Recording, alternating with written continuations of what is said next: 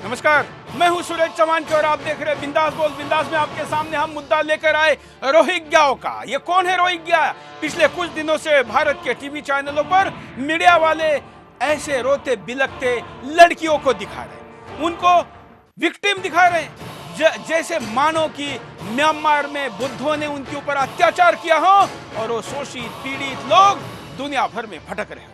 लेकिन ये अगर ऐसा आप समझ रहे हैं तो आपको भ्रमित किया जा रहा है। ये म्यांमार के शांति प्रिय बौद्धों का कत्लेआम करने वाले रोहिंग्या मुसलमानों को वहां से खदेड़ा है, जिन्होंने वहां पर सेना की स्थापना की थी, आतंकवादियों का गुट बनाया था और शांति प्रिय बौद्धों को परेशान किया था। वो तो जब उन्होंने तांडव तब शुरू किया जब ये सर से पानी निकल चुका था। ऐसे लोगों के लिए 60 से ज्यादा मुस्लिम देश एक हुए हैं और हिंदुस्तान में कुछ लोग उनको मानवता के आधार पर दया दिखाने के लिए लागालाप रहे। ऐसे में सुदर्शन आपके सामने इस मुद्दे पर लेकर आया है और आपकी राय चाहता है। हम सब मिलकर देश के सर्वोच्च न्यायालय को भी संदेश देंगे, सरकार को संदेश देंगे और वो लोगों को भी देंगे जो रोहिंग्या के नाम पर इस देश को तोड़ने की बात करे। सबसे पहले मुद्दा रोहिंग्या सेना के कत्लेआम का भयानक मंजर।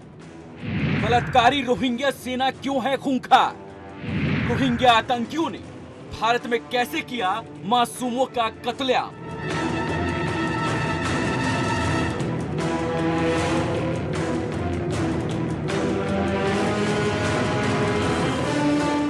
ये भयानक कहानी है रोहिंग्याओं द्वारा किए बौद्धों के भयानक कत्लेआम की,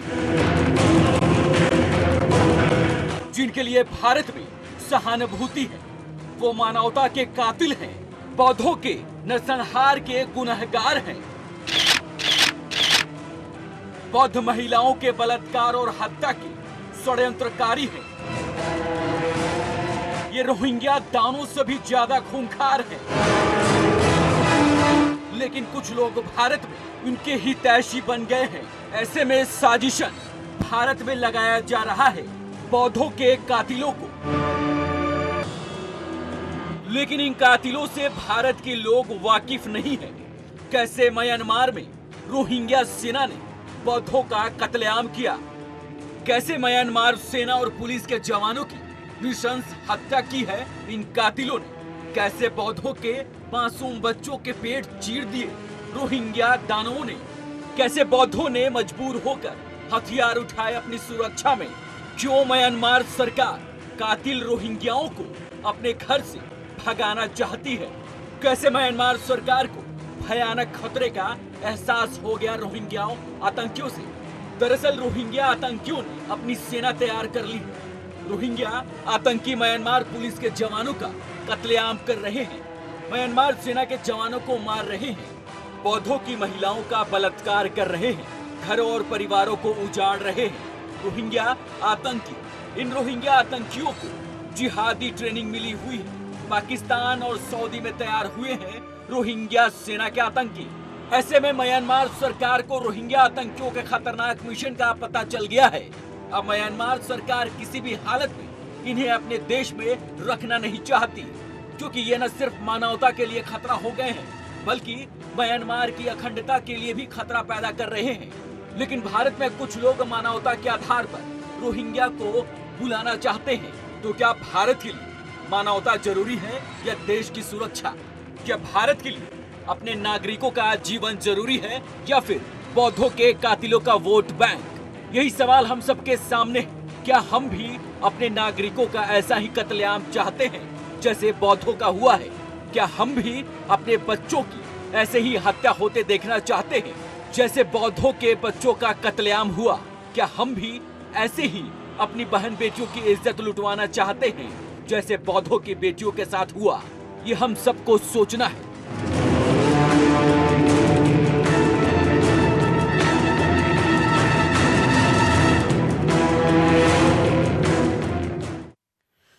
तो ये मुद्दा है और इस मुद्दे पर आपको बोलना है, क्योंकि अगर आप नहीं बोलेंगे तो जो हाल म्यांमार में बौद्धों का हुआ वो यहाँ के बौद्ध हिंदू हम सब का होगा। और इसलिए उस दुष्प्रचार में, उस भ्रमित प्रचार का शिकार मत हुई है जो हिंदुस्तान में टीवी चैनलों के द्वारा आपके मन के ऊपर किया जा रहा है।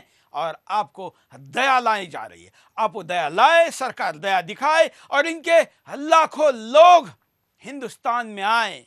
ये कोई आम ऐसे वैसे लोग नहीं हैं, ये खूंखार लोग हैं। इनका बैकग्राउंड भी दिखाएंगे, लेकिन उसके पहले हमारे साथ जो विशेषज्ञ पैनल है उनके पास चलते हैं।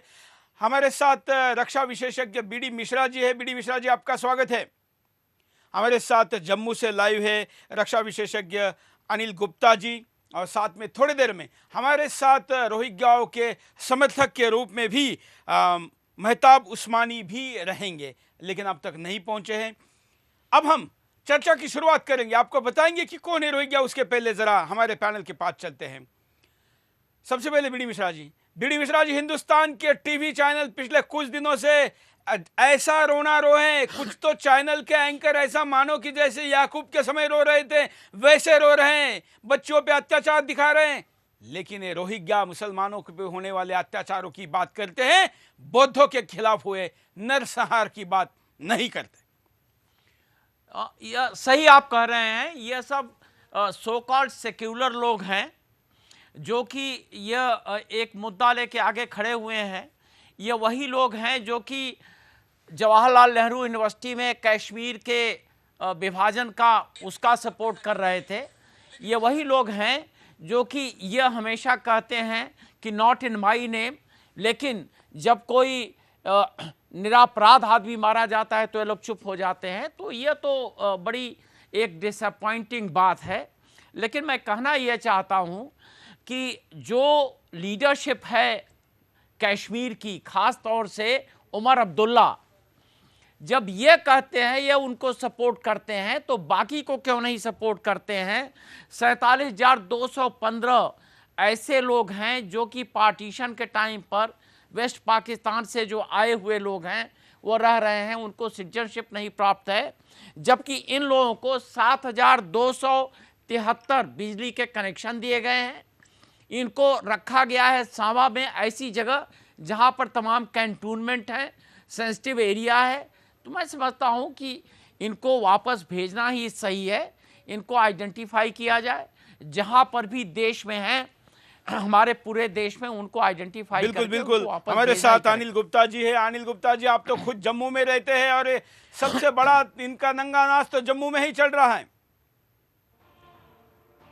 अनिल जी, शायद अनिल जी तक हमारी आवाज नहीं पहुंच रही, इसलिए हम आपको बताते हैं कि कौन है रोहिंग्या। क्या हिंदुस्तान का जो मीडिया आपको बता रहा है वो है रोहिंग्या, या वो है जो अब हम आपको बताएं। देखिए कैसे पहुंचे म्यांमार में रोहिंग्या, क्यों रोहिंग्याओं को नहीं अपनाता म्यांमार, क्यों डरे हुए हैं बौद्ध रोहिंग्याओं से।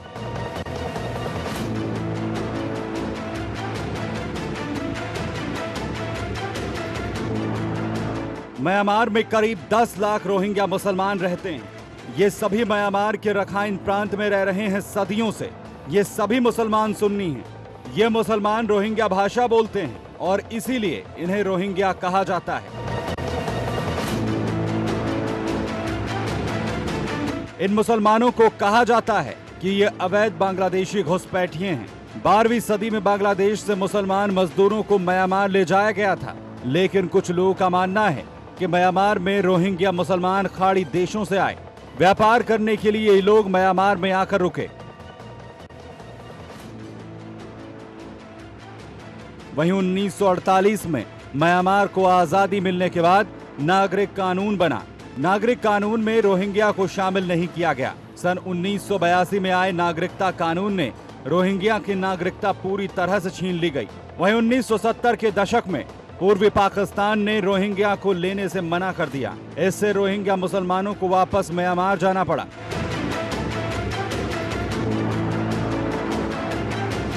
लेकिन इसके बाद रोहिंग्या मुसलमानों में पाकिस्तान के आतंकी संगठनों ने पैर पसारने शुरू कर दिए। वहीं जाकिर नाइक के भाषणों ने रोहिंग्याओं के लिए आग में घी का काम किया। पाकिस्तान में ट्रेन लड़ाके म्यांमार भेजे गए। इन लड़ाकों ने म्यांमार में जिहादी तत्वों की भर्ती शुरू कर दी। 2012 में सबसे पहले म्यांमार के आतंकी संगठन अराकान ने लोगों को मारना शुरू कर दिया। 2012 में सबसे पहले अराकान आतंकी संगठन से परेशान होकर बौद्धों ने इसके खिलाफ खड़ा होना शुरू कर दिया। क्यों अराकान आतंकी संगठन ने युवा बौद्ध महिलाओं से बलात्कार करके उन्हें मारना शुरू कर दिया? यही रोहिंग्याओं की पहचान बन गया म्यांमार में। इसके बाद म्यांमार का रखाइन प्रांत दंगों की भयंकर आग में जलने लगा।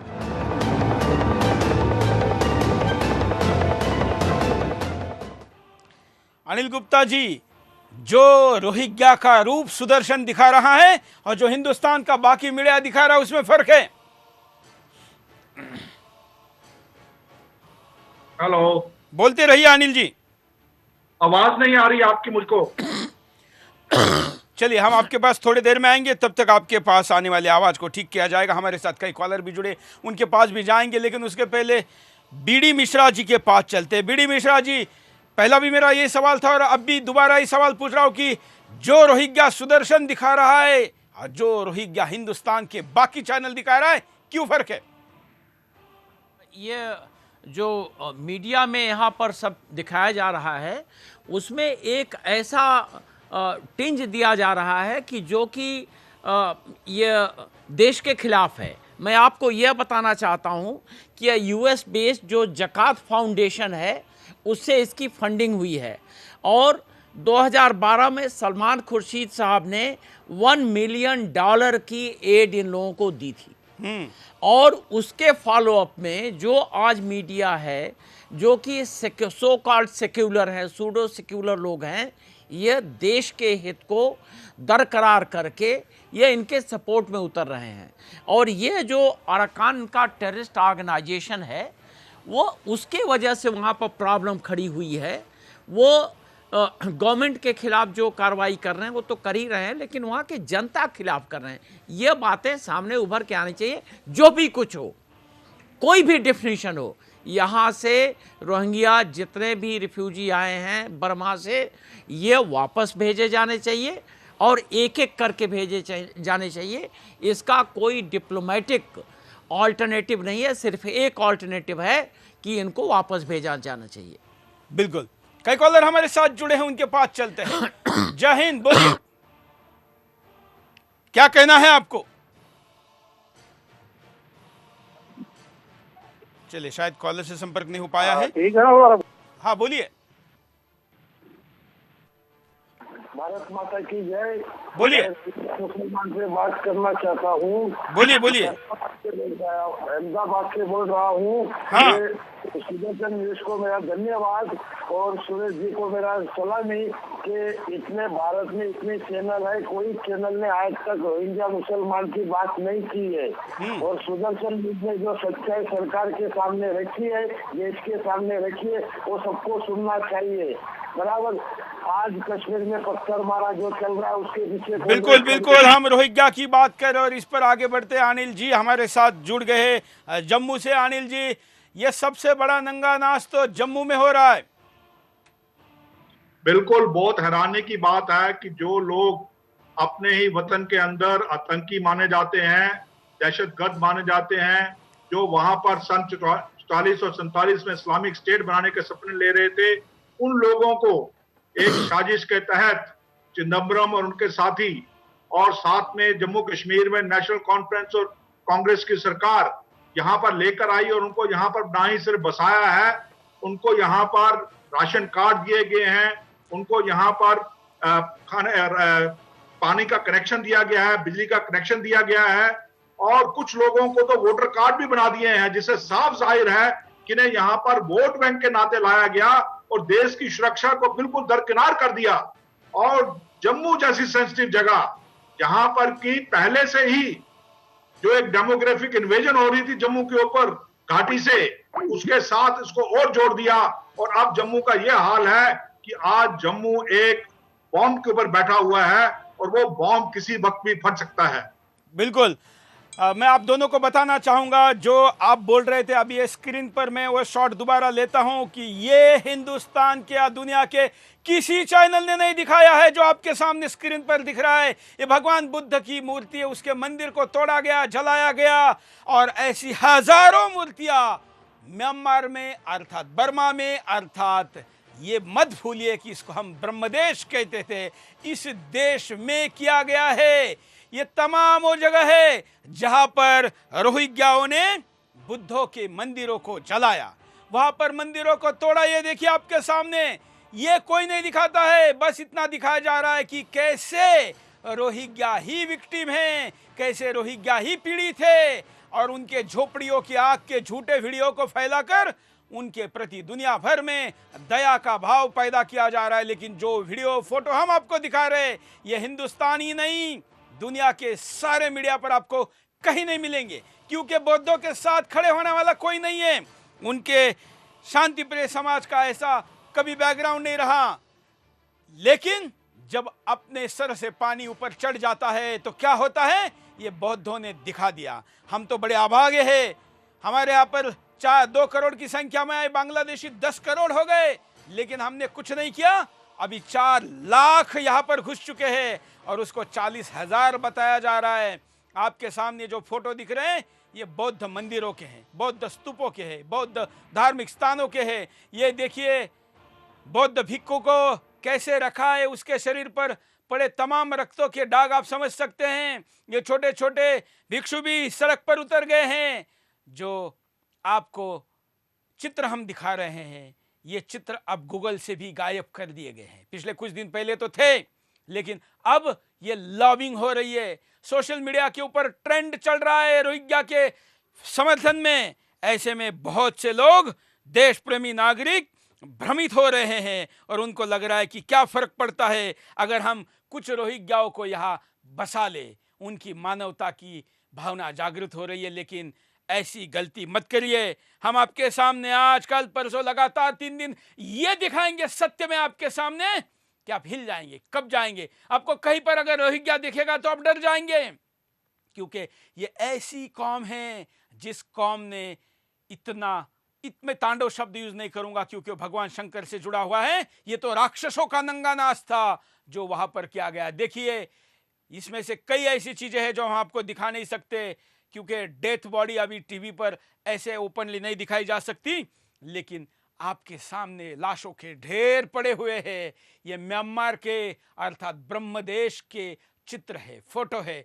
आप देखिए और हिंदुस्तान के और विदेश के टीवी चैनलों को पूछिए कि ये सुदर्शन के पास है तो वो क्यों नहीं दिखा रहे हैं, वो क्यों रोती बिलखती रोहिंग्याओं की लड़कियों को दिखाकर उसके आंखों से निकलने वाले आंसुओं को कैमरा फोकस करके झूम करके दिखा रहे हैं।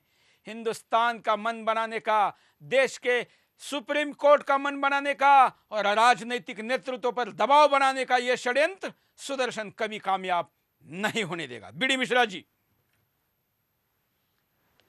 मैं 2 बातें कहना चाहता हूं। हाँ पहली बात तो यह है कि यह जो कश्मीर में इनको बसाया गया है, पनाह दिया गया है, मदद किया जा रहा है, तो इन लोगों को जब एक ट्रांजिट कैंप बन रहा था अमरनाथ यात्रियों के लिए, तो इतना बड़ा विरोध क्यों हुआ था? और इनको क्यों राशन कार्ड दिए जा रहे हैं, इनको वोटर लिस्ट में शामिल किया जा रहा है, बिजली का कनेक्शन दिया जा रहा है, पानी का कनेक्शन दिया जा रहा है। दूसरा, एक वहाँ पर कोई एमएलए है, उसका नाम है तो वो ओवरसीयर, लेकिन इंजीनियर कहता है अपने को, इंजीनियर रशीद। इसने कोई कंप्लेंट किया है। यह आदमी तब कहाँ था जबकि अमरनाथ यात्रियों को मारा गया था, जबकि इन्हीं के 2 अफसरों को मारा गया था क्योंकि वो पुलिस में थे। लेफ्टिनेंट फयाज को मारा गया था। और दूसरा, ये फारूक अब्दुल्ला अभी कहाँ हैं जब हर बात पर कहते हैं कि तुम्हारे बाप का है, ये तुम्हारे बाप का है। क्या इनके बाप का है? इसमें क्या इनके बाप का है कि रोहिंग्यों को लाके बसा दिया? हिंदुस्तान को यह समझना चाहिए कि भले ही कांग्रेस, नेशनल कॉन्फ्रेंस, पीडीपी ये भले आपस में कितने लड़े, लेकिन जहां मुसलमान की बात आएगी एक हो गए, या जहां पर हिंदू की बात आएगी वहां वो विरोध में एक होंगे। ये रोहिंग्या मुसलमानों का देखा जाए तो हिंदुस्तान के मुसलमानों से क्या संबंध है, लेकिन उनको 60 देशों के मुसलमानों को साथ आकर उनके मदद के लिए खड़े होने की बात भी हमारे यहाँ पर दिल्ली के मस्जिद का इमाम कर रहा है। लोग तो उसको शाही इमाम कहते, मैं नहीं कहता, क्योंकि आजाद देश में, स्वतंत्र देश में कोई शाही नहीं हो सकती। हमारे साथ मनमोहन खजूरिया, पूर्व पुलिस अधीक्षक, पूर्व डीजीपी जम्मू कश्मीर, हमारे साथ जुड़े हैं। मनमोहन जी, क्या कहेंगे इस मुद्दे पर आप? मैंने आपकी पहली बात पूरी सुनी नहीं। हाँ, हम ये कह रहे हैं कि भारत का और विदेश का मीडिया हिंदुस्तान में और दुनिया भर में रोहिंग्या मुसलमानों के सिंपैथी या विक्टिम के तौर पर उनको दिखा रहा है, उनके नंगा नाच को नहीं दिखा रहा है जो म्यांमार में उन्होंने किया है। नहीं, वो दरअसल उनकी हिस्ट्री से वाकिफ नहीं है। रोहिंग्या के वालों की हिस्ट्री ये है कि वो अंग्रेज उनको 19th सेंचुरी में उस वक़्त के पाकिस्तान से बंगाल से वहाँ पर लेके उन्होंने बसाया रखने स्टेट में, जहाँ पर बुद्धिस्ट की आबादी थी। तो उनके जरिए बुद्धिस्ट को दबाया उन्होंने, और 46 में उन्होंने जिन्ना को कांटेक्ट किया और कहा कि आप हमारे एरिया को भी पाकिस्तान में शामिल कर लो। और जिन्ना को करने में, और उन्हीं दिनों उन्होंने वहाँ रखने नॉर्थ अरकान मुस्लिम लीग बनाई।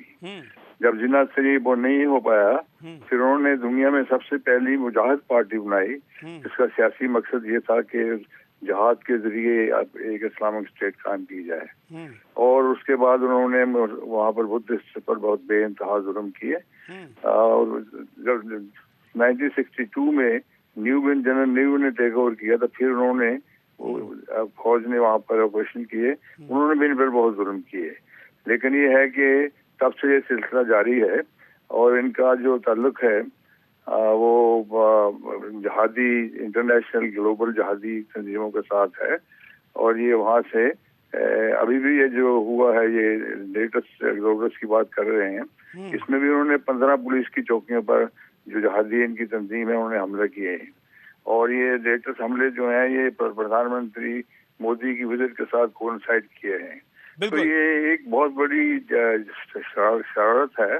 बल्कि यहाँ तक कि 2001 में उस्मा बिन लादेन ने भी कहा था कि दुनिया में जो सबसे मजबूत जहादी ठिकाने हैं उनमें एक म्यांमार है और एक कश्मीर है।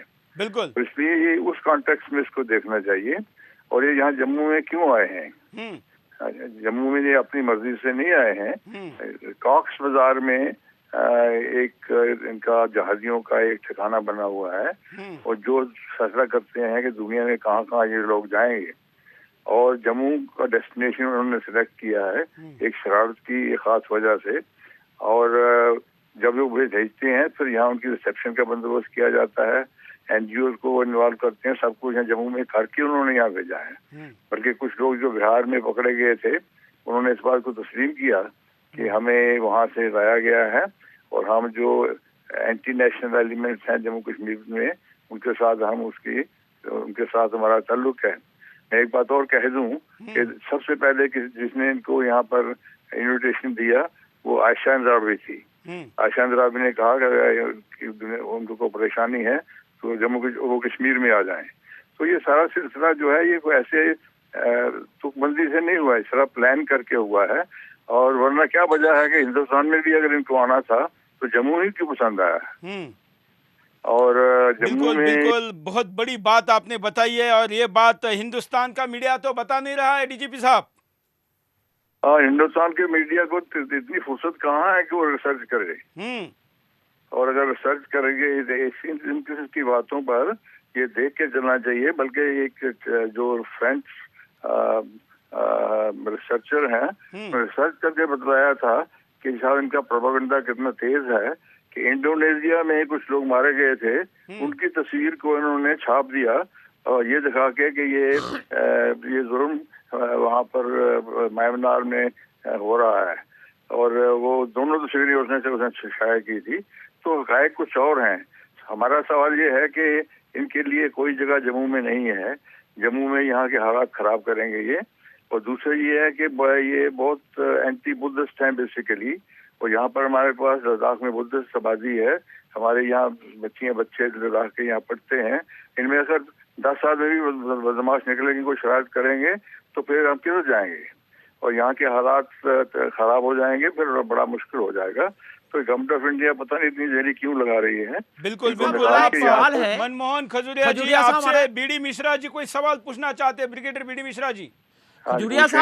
खजुरिया साहब, ये उस वक्त की जो गवर्नमेंट थी, गवर्नमेंट ऑफ द डे, अगर किसी एनजीओ ने इनको बसाने की कोशिश किया तो क्या Yeah. Government of the day को पता नहीं था? पहला। दूसरा, गवर्नमेंट ऑफ डे की मशीनरी अगर नहीं इन्वॉल्व होती तो कैसे आ जाते?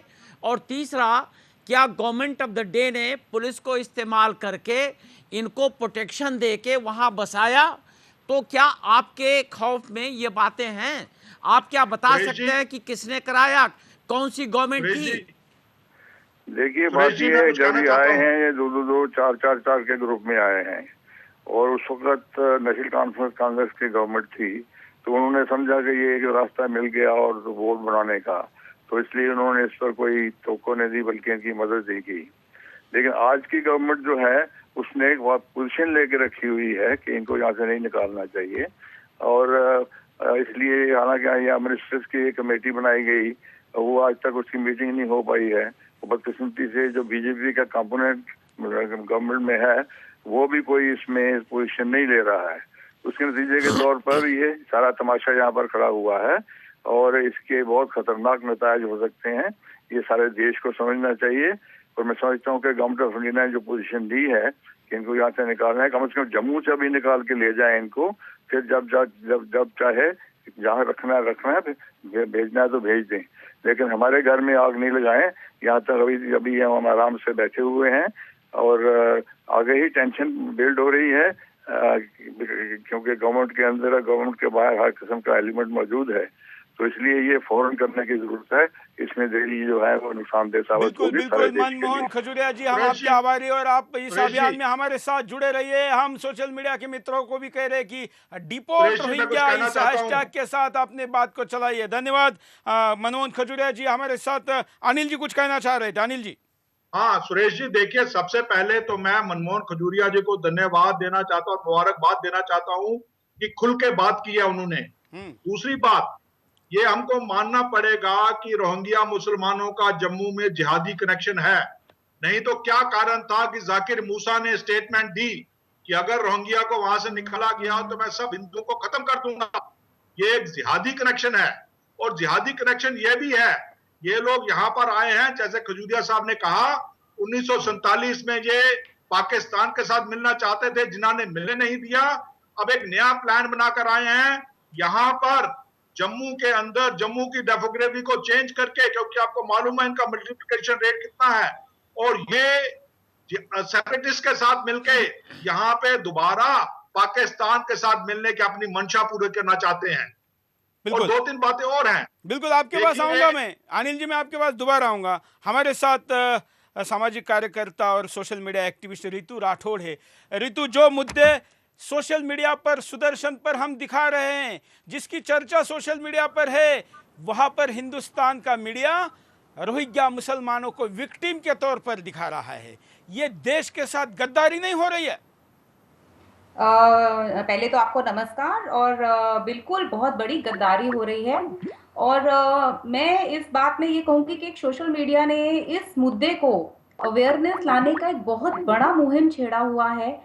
पिछले 2 साल से कंटिन्यूअसली लगातार सोशल मीडिया के लोग भारत सरकार को रोहिंग्या की सेटलमेंट्स के बारे में अवगत करा रहे थे, जम्मू में जो हो रहा था उसके बारे में करा रहे थे। और अभी हमें बहुत खुशी है कि भारत सरकार ने इसके ऊपर एक एक्शन लिया है, एक अपना स्टैंड जो है उसको क्लियर कर दिया है कि हम म्यांमार को डिक्लेयर नहीं करेंगे कि वो एंटी रोहिंग्या है, और ना ही उन्होंने सुप्रीम कोर्ट में भी बोल दिया है कि हम कोई अंडरटेकिंग नहीं लेंगे कि हम इनको डिपोर्ट नहीं करेंगे।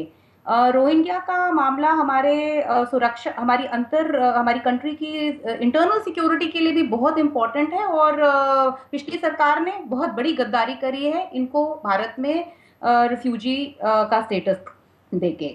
बिल्कुल बिल्कुल। और ये एजेंडा केवल कुछ लोग चोरी छुपे आकर जम्मू में बैठे ऐसा नहीं है, बल्कि लादेन ने जिसने घोषणा की थी उसकी पूर्तता, लादेन के एजेंडे को पूरा करने का काम कांग्रेस और नेशनल कॉन्फ्रेंस के सरकार ने किया। और जो अब्दुल्ला परिवार बहुत चिल्लाता है, इधर उधर ड्रामा करता है, ये इस षड्यंत्र में था, और इसलिए इस विषय के पीछे के पूरे राज को समझने की जरूरत है। अफगानिस्तान, पाकिस्तान, ऊपर जो कश्मीर है वहां पर मुसलमानों की संख्या अब जम्मू में जो हिंदुओं की संख्या उससे ज्यादा बढ़ाकर इस कनेक्शन को सीधे जोड़ने के लिए जो ग्रीन कॉरिडोर की बात हो रही है, जिसको मुगलिस्तान के नाम से भी जाना जाता है, उसको बसाने में भी इन लोगों का उपयोग हो सकता है। खुद दुनिया का अब तक का सबसे बड़ा आतंकवादी जहां कहता है कि सबसे कट्टर अगर कोई लड़वैया है तो रोहिंग्या है, उनको हिंदुस्तान का मीडिया और हिंदुस्तान के मानवतावादी क्यों विक्टिम बता रहे, क्यों दया की बात कर रहे, ये समझना जरूरी है। एक बहुत बड़ा और षड्यंत्र हो रहा है, और षड्यंत्र है कि हिंदुस्तान में केवल 40,000 रोहिंग्या आए हैं, ये भी झूठ है। रोहिंग्याओं की हिंदुस्तान में संख्या 4 लाख है। कहां और कैसे, देखिए। कहां कहां कब्जा कर लिया है बौद्धों के हत्यारों ने भारत में। कैसे भारत में रेडिकल इस्लाम शुरू कर दिया है बौद्धों के हत्यारों ने। क्यों खौफ में है भारतीय बौद्धों के हत्यारों से।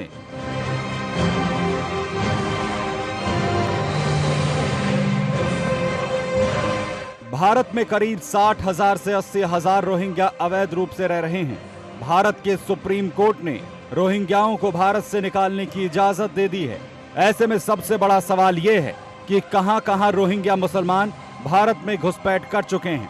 भारत में रोहिंग्या मुसलमान अब तो कई प्रदेशों में अपने पैर पसार चुके हैं। इन बौद्धों के हत्यारों को भारत में साजिश के तहत बसाया जा रहा है। भारत में सबसे ज्यादा रोहिंग्या जम्मू में बसाए गए हैं। क्यों जम्मू में हिंदुओं को अल्पसंख्यक बनाने की तैयारी हो रही है।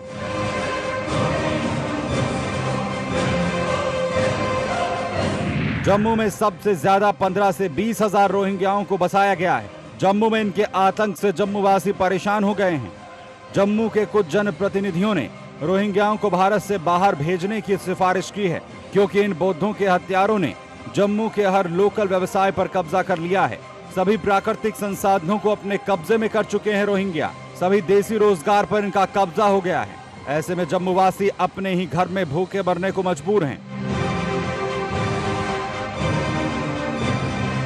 दूसरे नंबर पर सबसे ज्यादा रोहिंग्या आंध्र प्रदेश में रह रहे हैं। आंध्र प्रदेश में करीब 10 से 15,000 रोहिंग्या रह रहे हैं। रोहिंग्या जहां रह रहे हैं वहां अब भारत के लोग रहने से डरते हैं, क्योंकि इनका आतंक आम लोगों को सहमने को मजबूर कर रहा है। वहीं हरियाणा में 3 से 5,000 रोहिंग्या मुसलमान रह रहे हैं। दिल्ली में करीब 4 से 6,000 रोहिंग्या मुसलमान बस गए हैं, जिनका काम ज्यादातर जेब काटना और जिहादी तत्वों को छिपाना है। दिल्ली में कोई भी राजनीतिक दल रोहिंग्याओं के खिलाफ बोलने को तैयार नहीं है। यूपी में 1 से 2,000 तो बंगाल में 3 से 5,000 रोहिंग्या मुसलमान अवैध रूप से रह रहे हैं। पंजाब में 1 से 2,000 तो राजस्थान में करीब 3,000 रोहिंग्या घुस आए हैं। ये रोहिंग्या जहां रह रहे हैं वहां किसी की हिम्मत नहीं है कि इनके आसपास भी जा सके, क्योंकि ये इतने खूंखार हो गए हैं जिससे लोग इनके पास तक जाने से डरते हैं। महाराष्ट्र और अंडमान निकोबार द्वीप समूह में 4 से 5,000 रोहिंग्या मुसलमान घुस चुके हैं। अंडमान में तो इन्होंने वहां के हर व्यवसाय पर कब्जा जमा लिया है। ऐसे में आम नागरिक अपने ही घर में बेरोजगार हो गए हैं। अब सरकार को ये तय करना है कि अपने लोगों से रोजगार छीनकर रोहिंग्याओं को देना है या फिर अपने लोगों को बचाना है।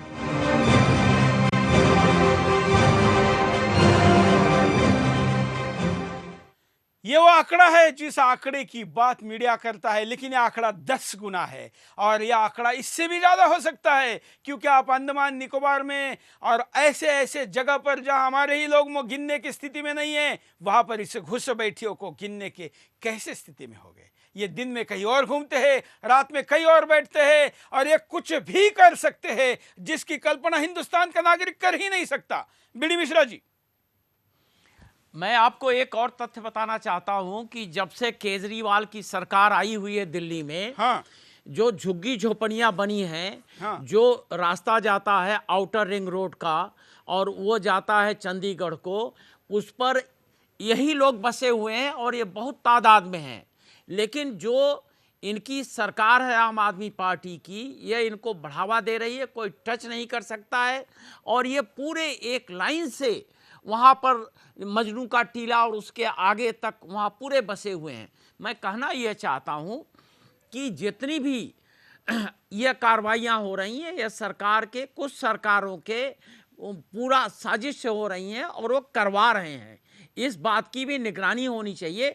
मैं समझता हूँ पहले काम दिल्ली से शुरू होना चाहिए, बिल्कुल, जहां पर ये लोग बैठे हुए हैं, और ये बिल्कुल प्लान्ड तरीके से बैठे हुए हैं। दिखाई पड़ता है, सड़क पर कोई जाता है दिखाई पड़ता है कौन लोग फंसे हुए हैं। बिल्कुल, और ये बातें 3 साल पहले नहीं थी, और वहां पर कोई आबादी नहीं थी। हाँ, वहां पर पूरी झुग्गी झोपड़ी की पूरी लाइन लग गई। बिल्कुल, मैं समझता हूं कि इसकी निगरानी होनी चाहिए। अनिल जी, सुरेश जी, ये लोग जम्मू में तकरीबन 30,000 के करीब हैं, और जम्मू सांबा के अलावा अब कठुआ, डोडा, भदरवाह, किश्तवाड़ की तरफ भी फैल रहे हैं। ये तो है जम्मू का हाल। दूसरी बात जो मेरे समझ नहीं आती है इमाम बुखारी की। देखिए, इमाम बुखारी ने इनके बारे में तो सऊदी अरेबिया के शाह को लिख दिया, लेकिन जो सऊदी अरेबिया जमनों के खिलाफ कर रहा है, रोज दिन रात जमन के ऊपर हमले करके जमनियों को मार रहा है, उन मुसलमानों के बारे में कुछ नहीं कहा उन्होंने। और किस प्रकार बाकी मुसलमानों को कुछ हो रहा है उसके बारे में कुछ नहीं, लेकिन रोहिंग्या मुसलमानों के लिए समर्थन है, क्योंकि ये एक साजिश है। जैसे मैंने कहा, ये एक जिहादी साजिश है, और इस जिहादी साजिश में इमाम बुखारी भी शामिल है। बिल्कुल, और इमाम बुखारी शामिल नहीं, ऐसी कोई साजिश ही नहीं हो सकती, क्योंकि ऐसे लोग ही तो लोगों के हस्तक के रूप में काम करते हैं। रितु राठौड़, आप बिल्कुल ठीक कह रहे हैं, और मैं थोड़ा सा जो आप विषय डिस्कस कर रहे हैं, चर्चा कर रहे हैं, मैं उसके अलावा थोड़ा सा आपको एडिशन में बताना चाहूंगी कि सोशल मीडिया के ही द्वारा हमारे पास कुछ एक ऐसी इंफॉर्मेशन आ रही है कि ये जो रोहिंग्या का पूरा मूवमेंट है, इसके पीछे पाकिस्तान और सऊदी अरेबिया का हाथ है। एक अताहुल्ला नाम के पाकिस्तानी आदमी ने इस मूवमेंट को 2016 में शुरू किया। अराकान रोहिंग्या मुस्लिम आर्मी जो ये बनी 2000 अक्टूबर में बनी, 16 में 6 महीने पहले इन लोगों की वेबसाइट रजिस्टर हो गई थी। तो 6 महीने पहले इनकी वेबसाइट कैसे रजिस्टर हो गई? अगर ये मूवमेंट अपने आप स्पॉन्टेनियस ही शुरू हुई तो 6 महीने पहले रोहिंग्या की वेबसाइट कैसे आ गई? इसका मतलब ये क्या पूरा प्लान था? अगर प्लान था तो कहाँ से प्लान हो रहा है? तो मैं आपको रिक्वेस्ट करूंगी सुरेश जी कि आप इसके बारे में थोड़ा सा और बिल्कुल, हम अगले 2-3 दिनों तक इस मुद्दे को छोड़ेंगे नहीं, क्योंकि जो बात आप वेबसाइट के बारे में बोल रहे हैं, मैं कह रहा हूं कि 1.5 साल पहले रोहिंग्या को बचाने के लिए जो एनजीओ बनाई गई उसका अकाउंट कैसे खोला गया? इसका मतलब ये पहले से प्लान था।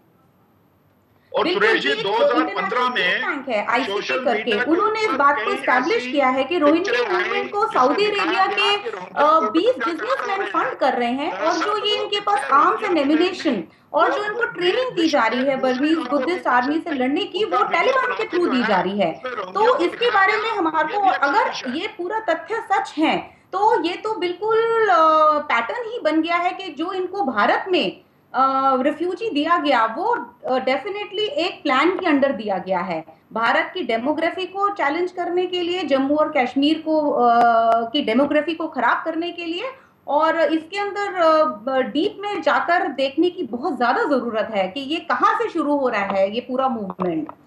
बिल्कुल, और जो सऊदी अरेबिया इनके लिए इतने आंसू बहा रहा है, वो अपने देश में क्यों नहीं लेके जाता?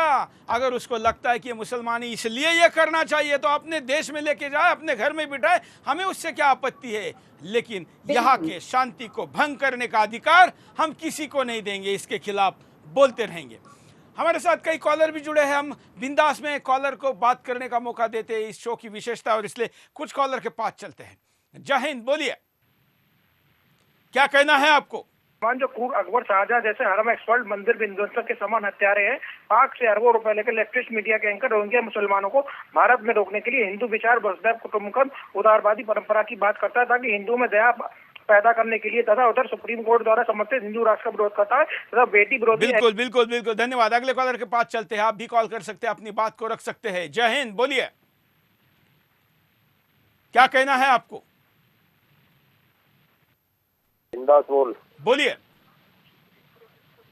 जी, क्या हो रहा है? मैं तो राजस्थान फिक्र से बोल रहा हूँ। हाँ, क्या ये न्यूज चैनल वाले की सुनेंगे या विशेषज्ञ कह रहे इनकी सुनेंगे? कैसे सुनेंगे? हम तो आम जनता में पिसते जा रहे हैं, क्या हो रहा है? बिल्कुल, और इसलिए आपको भरोसा है उस चैनल पर। आपको देखना चाहिए कि कौन सच दिखा रहा है, कौन झूठ दिखा रहा है। लोग भ्रमित है, ये हम मानते हैं, क्योंकि भ्रमित करने के लिए ही, जब आपको कन्विंस नहीं किया जा सकता तो कंफ्यूज किया जाता है, और वो कंफ्यूज करने का काम विदेशी फंड के आधार पर कुछ लोग हिंदुस्तान में कर रहे। बीडी मिश्रा जी, जो इनकी वेबसाइट है, उस वेबसाइट में यह कहा गया है, बाकायदा लिखित में अभी चेक किया जा सकता है, जिसमें लिखा गया है कि हिंदुस्तान की परंपरा तो हजारों साल से लोगों को आश्रय देने की रही गई है, यहाँ के लोगों की वो मानसिकता है, और इसलिए इस देश में बड़े आसानी से इनको बसाया जा सकता है। वेबसाइट में भी छापा है।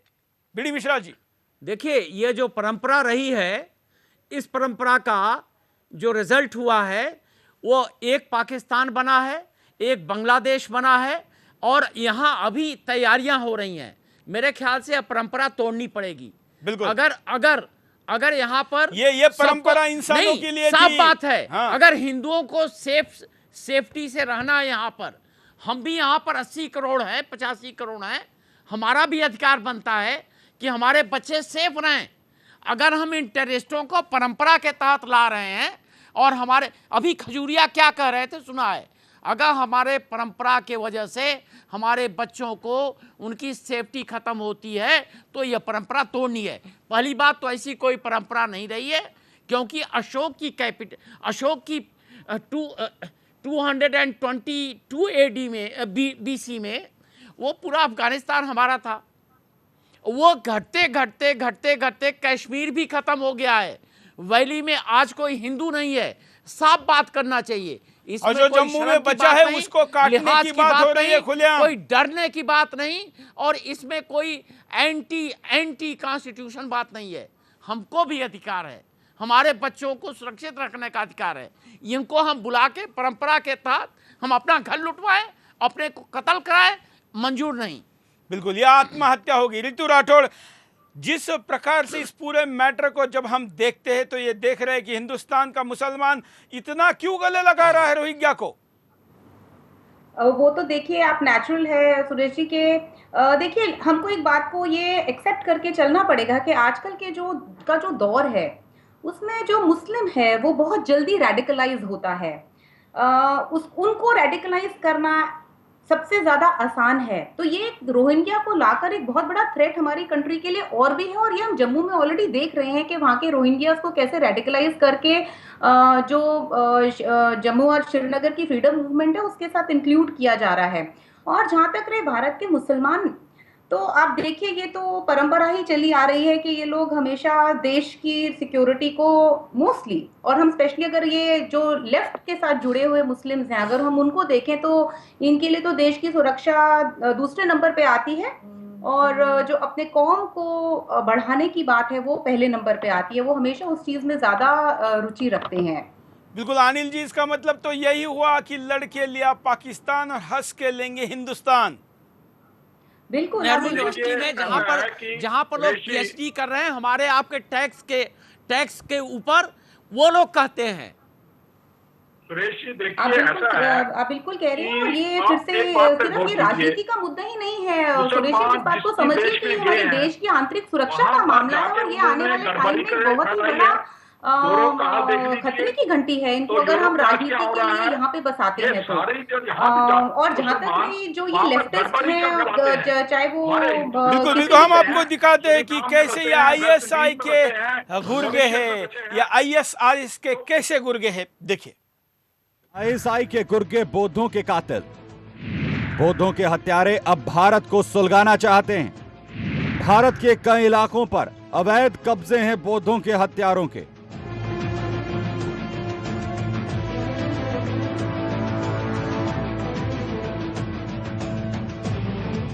रोहिंग्या को भारत में बसाने के पीछे पाकिस्तानी खुफिया एजेंसी ISI का हाथ है। कहां कितने रोहिंग्याओं को बसाना है ISI ये बताती है। फिर इन रोहिंग्या मुसलमानों को बांग्लादेश से लाकर भारत में ट्रेन का टिकट देकर अपनी जगह पहुंचा दिया जाता है। जी हां, इस बात की तस्दीक पहले ही हमारे खुफिया एजेंसियां कर चुकी हैं।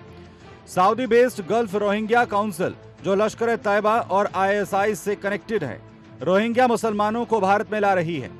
भारत के ऐसे सीमावर्ती क्षेत्रों में रोहिंग्याओं को बसाया जा रहा है जहां से हिंदुओं को आसानी से डराकर भगाया जा सके। जम्मू में रोहिंग्या सबसे ज्यादा इसलिए बसाए गए क्योंकि यहाँ हिंदुओं की आबादी अधिक है। हिंदुओं को जम्मू से भगाने के लिए रोहिंग्या तत्वों को इस्लामिक रेडिकल्स बनाया गया। रोहिंग्याओं की इन बस्तियों में हर गैर कानूनी धंधे को चलाया जाता है। ऐसे में उस पूरे इलाके पर रोहिंग्याओं का अधिकार हो गया है। कोई भी भारतीय इन क्षेत्रों में दखल नहीं दे सकता, यहाँ तक कि पुलिस को भी जाने में डर लगता है। वहीं पाकिस्तान में एक भी रोहिंग्या को नहीं बसाया गया है। ऐसे में पाकिस्तान की दोगुनी नीति सामने आ गई है। पहले पूर्वी पाकिस्तान में भी रोहिंग्याओं को पाकिस्तान ने नहीं घुसने दिया था, वहीं अब भी पश्चिमी पाकिस्तान में रोहिंग्याओं को नहीं घुसने दिया जा रहा है।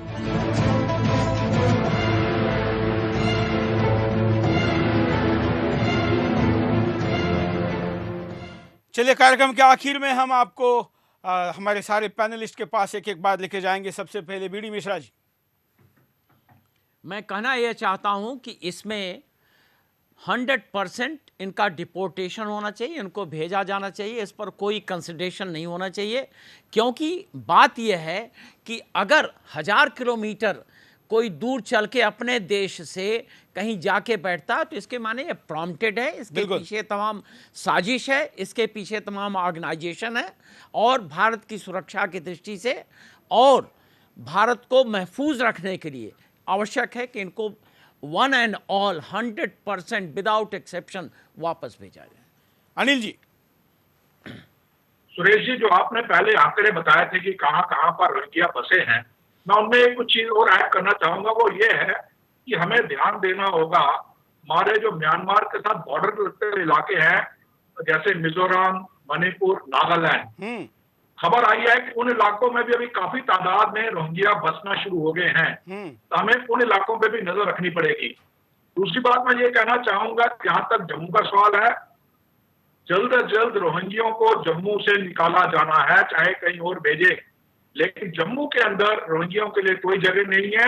और जैसा मैंने आपको पहले कहा कि वो सिर्फ जम्मू ही नहीं, वो पसार रहे हैं अपने आप को जम्मू से अलग कठुआ डिस्ट्रिक्ट, उधमपुर डिस्ट्रिक्ट, भद्रवाह, किश्तवाड़, डोडा, इन इलाकों में फैल रहे हैं। और अगर एक बार फैल गए तो निकालना बहुत मुश्किल होगा। तो इसलिए इनको जल्द से जल्द जम्मू से बाहर करना चाहिए। बिल्कुल, धन्यवाद। रितु जी, कार्यक्रम के आखिरी प्रतिक्रिया।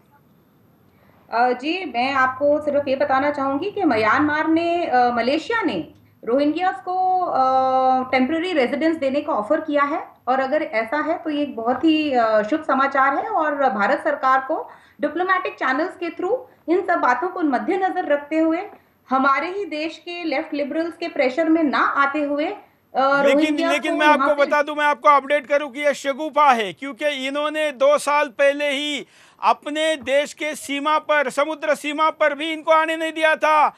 मलेशिया के समुद्र सीमा पर 2000 से ज्यादा रोहिंग्या जहाज में मर गए, लेकिन मलेशिया मुसलमान सरकार ने उनको लिया नहीं था। इसलिए भारत का निर्णय बदलने के लिए, क्योंकि अगले कुछ दिनों में निर्णय होने वाला है, और इसलिए शायद ये शगुफा है।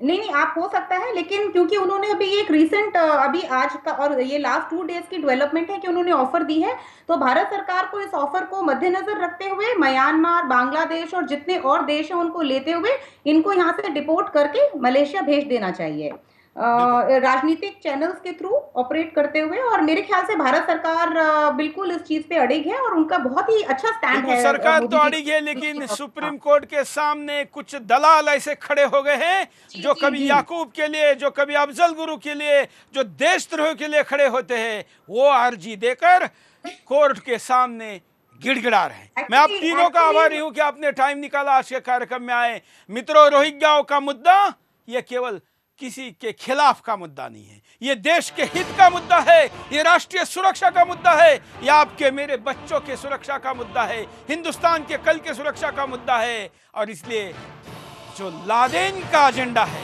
उस एजेंडे को अगर हिंदुस्तान में कोई लागू करना चाहता है तो ये शिवाजी के हिंदुस्तान के, महाराणा प्रताप के, विक्रमादित्य के हिंदुस्तान के योद्धा उसको कभी भी लागू करने नहीं देंगे। इस अभियान पर हम रोज लगे हुए हैं। आपके आसपास रहने वाले रोहिंग्या की जानकारी हमको भेजिए। कल हम आपको बताएंगे किस राजनीतिक दल को, किस पत्रकार को, किस मीडिया हाउस को कैसे कैसे पैसे पहुंचाए जा रहे हैं और कैसे रोहिंग्याओं के लिए झूठे आंसू बहाए जा रहे हैं।